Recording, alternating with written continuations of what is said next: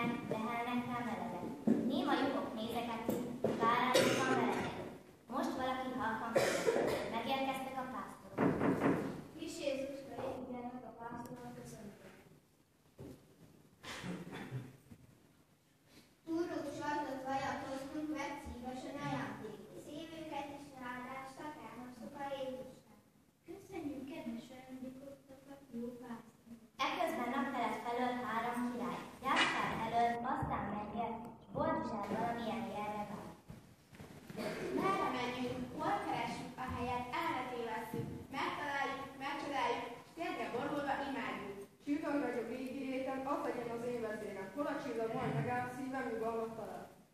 Parancsolj neki szolgálja, Jézus születése napján, örüljetek, örvenjetek,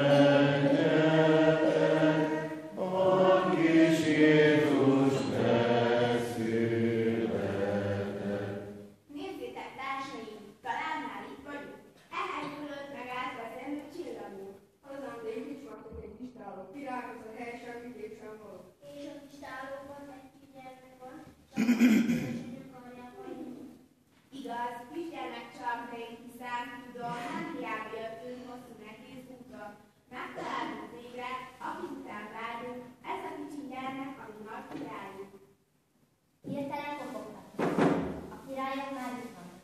Kik vagytok, mit kerestek itt? A napkeleti bölcsek vagyunk. A megváltót keresünk. Adjon Isten Jézusunk, Jézusunk, három király mi vagyunk. Lángos csillagást lettünk, gyalog jöttünk, mert sietünk. Kis Jócska mondta biztos, itt a tika Jézus Krisztus, menjél király az én nem, segítségre segítem. Isten fia, jó napot, nem vagyunk mi vén papok. Úgy hallottuk, megszülettél, szegények királya lettél. Benéztünk hát kicsit hozzád, üdvösségünk égi ország.